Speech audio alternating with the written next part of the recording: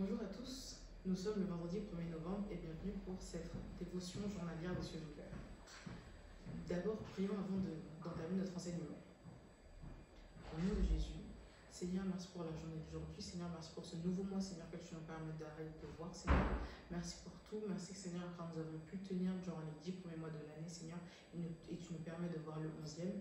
Merci pour tout, Seigneur, car je pense que cet enseignement nous permettra de bien commencer ce nouveau mois, Seigneur, et de bien entamer tout. Au nom de Jésus, j'ai prié. Amen. Alors, l'enseignement d'aujourd'hui est intitulé « Le mystère de notre foi ». Le verset de mémoire est tiré du livre de Matthieu, chapitre 18, verset 3, et il dit « Je vous le dis en vérité, si vous ne vous convertissez pas, et si vous ne devenez pas comme les petits enfants, vous n'entrerez pas dans le royaume des cieux. » Je vais donc vous lire l'enseignement, et nous allons également l'analyser tout au long de la lecture. La marche chrétienne est tout à fait unique. La raison est que le christianisme dépend de la capacité de chaque individu à croire. En conséquence, les chrétiens sont généralement appelés croyants. Un scientifique pourrait dire « Prouvez-le-moi et je vous croirai ». Mais dans la chrétienté, Dieu dit « Croyez-moi et je vous le prouverai ». Voilà le mystère du christianisme.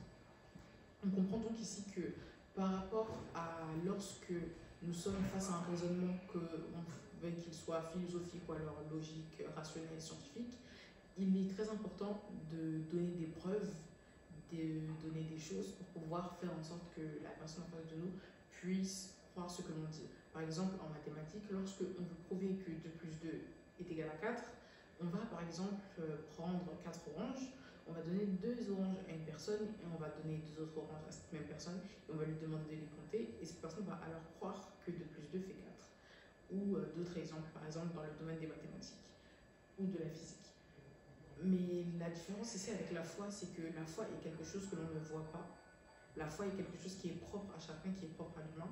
Et c'est donc un des plus grands mystères du fait qu'il y ait tant de gens qui croient en ces choses, en la même chose, alors que c'est quelque chose qui ne peut pas être fondé, quelque chose qui ne peut pas être démontré de manière rationnelle. Pour un incroyant, notre foi est la preuve que nous, chrétiens, nous ne faisons pas preuve de sagesse. La raison est que l'homme naturel ne peut pas comprendre les choses de l'Esprit de Dieu. 1 Corinthiens chapitre 2 verset 14. Cependant, dans 1 Corinthiens chapitre 1 verset 27, je vais vous le lire. Mais Dieu a choisi les choses folles du monde pour confondre les sages. Dieu a choisi les choses faibles du monde pour confondre les fortes. La Bible nous dit que Dieu utilise les choses insensées de ce monde pour confondre les sages. Par exemple, cela n'a pas de sens pour les incroyants quand nous disons qu'une vierge a donné naissance à Jésus-Christ. La plupart du temps, ils se disent « Comment une vierge peut-elle accoucher ?» Jésus a dit quelque chose de très important dans notre verset à mémoriser d'aujourd'hui. Il a dit que seuls ceux qui sont comme des enfants hériteront du royaume. En d'autres termes, vous devez croire en lui comme un enfant croit en ses parents. Que ce qu'ils disent ait du sens ou non. Beaucoup de gens font l'erreur d'essayer d'entrer logiquement en relation avec Dieu. C'est impossible parce que la Bible dit que les voies et les pensées de Dieu sont au-dessus de la compréhension humaine. Isaïe 55, versets 8 et 9.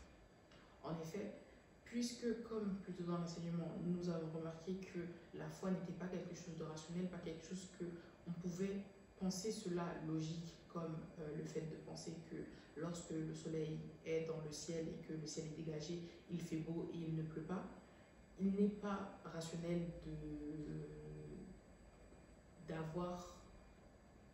il n'est pas rationnel pour les personnes qui sont non chrétiennes, pour les personnes qui n'ont pas la foi, de voir autant de personnes qui ont la foi. Pour eux, ce n'est pas une chose rationnelle. Et c'est pour ça que le fait justement de suivre tout ça et d'avoir la foi, ce qui peut paraître insensé pour certains, peut également correspondre au fait d'être un enfant. Par exemple, les enfants, quand ils sont petits, lorsqu'on va leur dire ne fais pas quelque chose, ne fais pas ci, ne fais pas ça, ils vont pouvoir croire à la raison que leurs parents leur ont donnée, car ils sont encore ignorants, car ils ne savent pas, et ils font confiance en l'autorité supérieure qui est leurs parents. Jésus nous demande donc d'être semblable à ses enfants et donc de ne pas chercher à trouver une raison rationnelle à la foi. Il y a des gens qui argumentent contre le christianisme avec la logique. Ne discutez pas avec de telles personnes parce que vous ne pouvez pas expliquer le christianisme logiquement. Paul a dit à Timothée dans 2 Timothée chapitre 2 versets 23 et 25 d'éviter les disputes inutiles avec les gens concernant la vérité de la parole de Dieu.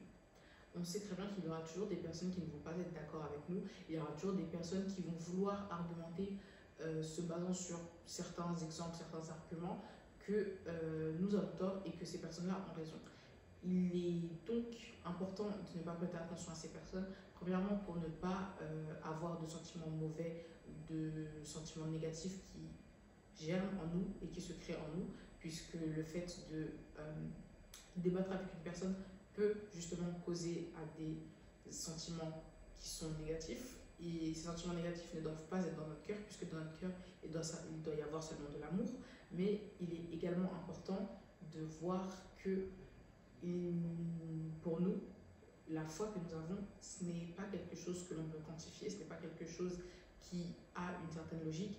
Et des personnes qui vont vouloir essayer d'attaquer cela avec des arguments logiques, cela ne va pas faire de sens puisque la foi est quelque chose qui n'est pas logique, qui n'est pas quelque chose de l'ordre du sensé, de l'ordre du mathématique. Et donc le fait d'argumenter sur des choses mathématiques ne revient, n'a pas de sens. C'est comme si par exemple vous étiez en train de discuter avec une personne qui parlait une langue et vous en parlez une autre, c'est juste un discours de sourds, c'est un discours de deux personnes qui ne vont pas se comprendre, vu que leurs discours ne commencent pas sur les mêmes bases. La façon de prouver que Dieu est réel n'est pas par des arguments, mais par la démonstration de la puissance, comme Élie l'a fait dans 1er Roi, chapitre 18.